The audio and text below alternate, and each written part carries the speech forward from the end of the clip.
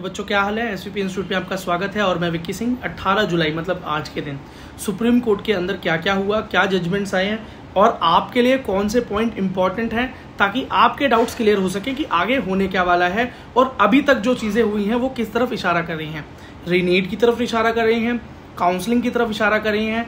अगर काउंसलिंग होने वाली है तो काउंसलिंग की डेट क्या होगी और रीनीट होने वाला है तो रीनीट के बारे में क्या होने वाला है और कब तक उसका डिसीजन आ जाएगा। ये सारी बातें आज लगभग हो गई हैं, ठीक है। तो मैं आपको कुछ मेन पॉइंट्स बताता हूँ। वीडियो को एंड तक देखना, बहुत इंपॉर्टेंट वीडियो है आपके लिए, फिर कोई और वीडियो देखने की जरूरत नहीं पड़ेगी आपको, ठीक है।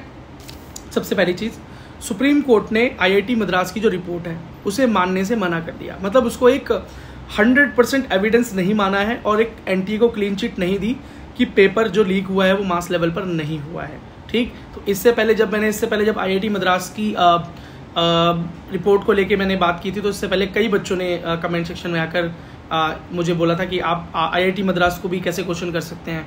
तो बेटा क्यों क्वेश्चन नहीं किया जा सकता, क्योंकि अल्टीमेटली चीज़ों को तो इंसान ही चलाते हैं ना, और इंसान में ह्यूमन एरर तो होते ही हैं, ठीक है। और भी कुछ NTA से उनके कनेक्शंस पाए गए, जैसे कि जो वहाँ के जो मेंबर्स हैं जिन्होंने ये रिपोर्ट बनाई है उनका NTA से कनेक्शन है। तो वो खैर वो बात इतनी सुप्रीम कोर्ट ने बात ली ही नहीं इतनी सीरियस, क्योंकि उन्होंने उस रिपोर्ट को इतना क्रेडिबल माना ही नहीं।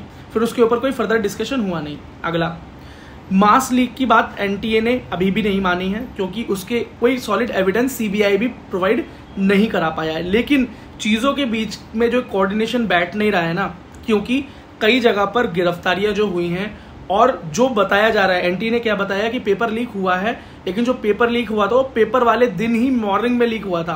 तो जिसको सॉल्व करने और बच्चों को रटवाने के लिए, ये बात भी NTA ने मान ली कि रटवाने के लिए भी जो समय मिला है वो सिर्फ 1-1.5 घंटे का टाइम मिला है पेपर से पहले। तो सुप्रीम कोर्ट ये मानने को तैयार नहीं था और ये मानना ही बड़ा मुश्किल है कि कैसे कि पेपर जब लीक हुआ और लीक कहाँ हुआ। NTA ने ये भी बात बताई कि पेपर जब बैंक से सेंटर्स तक पहुंचा है तो वहां पर वो लीक हुआ है, सेंटर में, उस सेंटर जाने तक या सेंटर के अंदर वहां पर ये लीक हुआ है, वहां पर ये सिक्योरिटी ब्रीच हुई है, लेकिन जो टाइम है वो ज़्यादा नहीं मिला।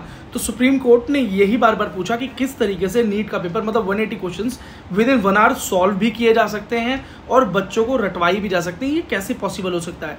फिर NTA ने उसके ऊपर काफ़ी तर्क वितर्क किया कि काफ़ी सारे सॉल्वर्स थे, 7 सॉल्वर्स थे, उन्होंने नंबर ऑफ क्वेश्चंस बांट लिए थे 30-30 करके और उन्होंने जल्दी जल्दी सॉल्व कर दिया। तो फिर भी मतलब एक क्लैरिटी नहीं हो पाई सुप्रीम कोर्ट को, जजेस को, वो इस बात को नहीं मान सकते थे और आप भी नहीं मान पाओगे कि किस तरीके से पेपर के को सिर्फ 1 घंटा पहले लीक हुआ, 1 घंटा पहले ही आया है और वो पेपर जैसे कि बच्चों तक 1 घंटे में सॉल्व करके उनको रटवा भी दिया गया, ठीक है।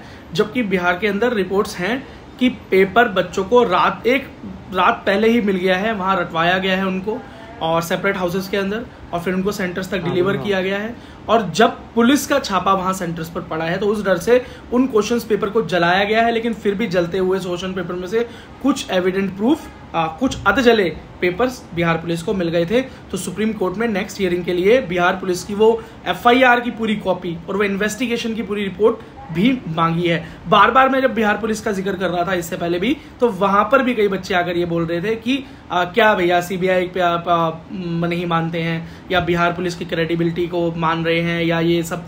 बेटा देखो ऐसा है, सबसे पहला एक्सपोजर बिहार पुलिस का ही था इस केस को लेके, CBI बाद में ही आई है। तो बिहार पुलिस को पूरी तरीके से डिनाई नहीं किया जा सकता और CBI अभी भी लगातार पटना में गिरफ्तारियां कर रही हैं और ये आप जानते भी हैं, ठीक है।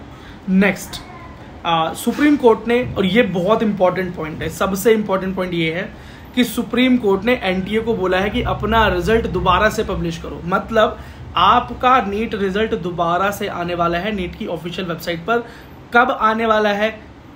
सैटरडे को आने वाला है, इस सैटरडे को, जो ये सैटरडे है, सैटरडे को 12 बजे के आसपास या 12 बजे तक आपका रिजल्ट पब्लिश करने के लिए सुप्रीम कोर्ट ने NTA को बोला है। तो अब आप सोचोगे कि ऐसा क्या हो गया, मेरे रिजल्ट में क्या नई बात आ जाएगी, क्यों हो रहा है, क्यों चेंजेस हैं क्या? कोई चेंजेस नहीं है, सेम रिजल्ट होने वाला है, वही मार्क्स, वही रैंक, वही सारी चीज़ें होंगी। बट इस बार जो रिजल्ट NTA के द्वारा मांगा गया है सुप्रीम कोर्ट के द्वारा NTA से, वो है कि स्टेट वाइज और स्टेट वाइज डेटा रिलीज करना है। मतलब स्टेट के अंदर भी सेंटर वाइज, ठीक है, क्लास सेंटर वाइज, मतलब जिस सेंटर में आप गए थे उस सेंटर में जितने भी और बच्चे थे, ठीक है, उन सब का रिजल्ट एक तो आप देख पाएंगे अपने सेंटर वाइज, ठीक है। तो ये सारा इस तरीके का रिजल्ट अब अनाउंस होने वाला है, centre wise, state wise and centre wise. क्यों? क्योंकि जो विपक्ष के वकील हैं वो कह रहे थे कि हम भी चाहते हैं कि हम उस डेटा को एक्सेस कर पाएं, देख पाएं, क्योंकि वो जो डेटा लास्ट में कंपाइल्ड फॉर्म में एनटीए प्रोवाइड करा रहा है कि इस स्टेट में ये है, स्टेट में ये इंक्रीज हुआ है, तो वो चीज़ जो लॉयर्स हैं पक्ष के, तो वो नहीं मान रहे। वो कहते हैं कि हमको स्टेट वाइज डेटा दे दो, हम खुद उसको एनालाइज कर लेंगे, ठीक है। तो इसलिए सुप्रीम कोर्ट ने इस बात को बोला है एनटीए को। तो आप तैयार हो जाइए, दोबारा से सैटरडे को आपका रिजल्ट आने वाला है, ठीक है। कुछ उसमें चेंज नहीं होगा, बस रिजल्ट आने वाला है और उसको एनालिसिस के लिए वो रिजल्ट मांग रहे हैं। एनटीए ने बहुत डिनाई किया भाई सुप्रीम कोर्ट को कि नहीं ऐसा नहीं होगा, लेकिन सुप्रीम कोर्ट तो सुप्रीम कोर्ट है, अगर उन्होंने बोल दिया तो करना तो पड़ेगा। अब वो क्यों डिनाई कर रहे थे? उन्होंने रीजन दिया कि कोचिंग सेंटर्स वाले इस डेटा को एक्सेस कर लेंगे और बच्चों को परेशान करेंगे, कॉल्स करेंगे। तो सुप्रीम कोर्ट ने बोला कि नाम और रोल नंबर हाइड कर देना, ठीक है। अच्छा, अगली चीज़ देखिए, नेक्स्ट चीज़, गोधरा जो केस था, गोधरा के अंदर जो बोला गया कि पेपर लीक हुआ था, गोधरा कांड का आपको पता ही है। तो ये इस बात की पुष्टि हो गई कि वहाँ पर जितने भी लोगों ने पेपर लीक किया था और जिन लोगों को वहाँ पर बेनिफिट मिला था वो सारे लोग गिरफ्तार हो चुके हैं। वहाँ पर बहुत छोटे लेवल पर ये बात हुई थी, तो गोधरा वाली बात वहाँ पर एंड हो गई। पटना पेपर लीक को लेके अभी भी सुप्रीम कोर्ट क्लियर नहीं हुआ है। दैट इज़ वाई वो मंडे को यही डिस्कस करने वाले हैं कि पटना का क्या केस है। इसीलिए सीबीआई, एनटीए का रिजल्ट और पटना पुलिस, बिहार पुलिस की एफआईआर कॉपी, इन्वेस्टिगेशन रिपोर्ट मंगवाई गई है, ठीक है। अगली चीज़, वैसे बहुत बातें हुई हैं, लेकिन इसके अंदर मैं इंपॉर्टेंट बात आपको बता रहा हूँ जो सच में आपको पता होनी चाहिए। अगली चीज़, काउंसलिंग की डेट के बारे में डिस्कशन हुआ। मतलब जब एनटीए या आप कह सकते हो कि सरकारी वकील जब ये बात कर रहे थे, तो काउंसलिंग की जब बात आई तो उन्होंने बोला कि काउंसलिंग की डेट को 22 तारीख माना गया है। 20 तारीख तक सारा डेटा कंप्लीट हो जाएगा एमसीसी वेबसाइट पर, मतलब सीट मैट्रिक्स अपलोड हो जाएगी सारे कॉलेजेस की। वो मैंने कल एक वीडियो बना भी दिया था एमसीसी के नोटिस पे। तो 22 तारीख से काउंसलिंग स्टार्ट होनी थी, ऐसा वो बोल रहे हैं। लेकिन कैसे भी काउंसलिंग 22 तारीख को स्टार्ट हो ही नहीं सकती।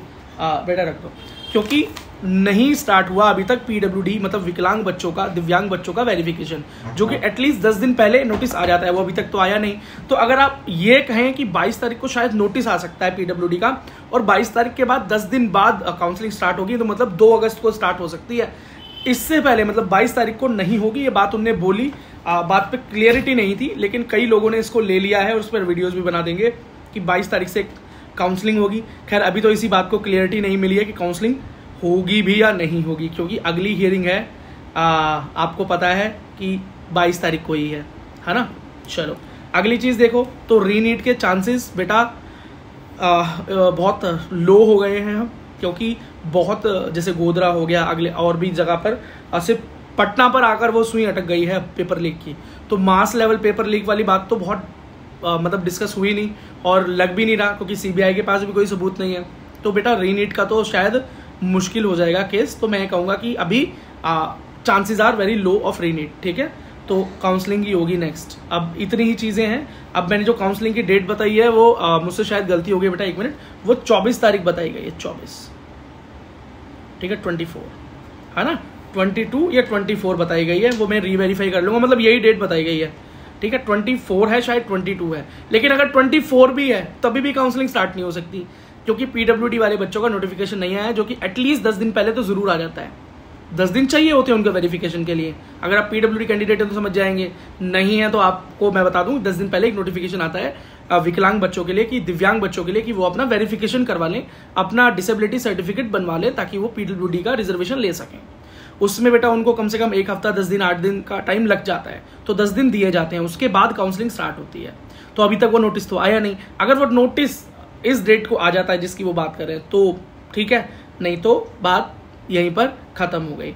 अब बेटा मंडे का वेट करें, मंडे को ये हियरिंग पूरी तरीके से एंड हो जाएगी, वहाँ पर एक डिसीजन 100% आएगा, क्योंकि सुप्रीम कोर्ट ने इस बात का वादा कर दिया है। कोई और सवाल, कोई सजेशन, कोई बात आप कहना चाहते हैं तो कमेंट सेक्शन आपके लिए खुला है। वीडियो को लाइक, चैनल को सब्सक्राइब कर दें और सोशल मीडिया साइट्स पर इस चैनल को फॉलो कर दें, क्योंकि बहुत important written form informations free of cost हमारे Telegram, Instagram and WhatsApp channel पर आती रहती हैं। मेरा नाम है विक्की सिंह। अगर आप मुझसे पर्सनली जुड़ना चाहते हैं तो मेरा इंस्टाग्राम हैंडल है द विक्की सिंह, THEVIKISINGH। वहाँ पर आप मुझसे जुड़ सकते हैं और लाइव सेशंस हम रेगुलर करते रहते हैं। कोई भी आपका सवाल है cut off related, NEET related, reservation, जो भी क्वेश्चंस हैं आपके, तो मैं बेस्ट टू बेस्ट आपको उन्हें सॉल्व करने की कोशिश करता हूं और लाइव सेशन में आपको जल्दी से जल्दी उन चीज़ों के जवाब मिल जाते हैं। तो इसलिए आप सब्सक्राइब कर लें ताकि लाइव सेशन का लिंक या नोटिफिकेशन आपसे मिस ना हो जाए। Thanks for watching till the end. मिलते हैं अगली वीडियो में।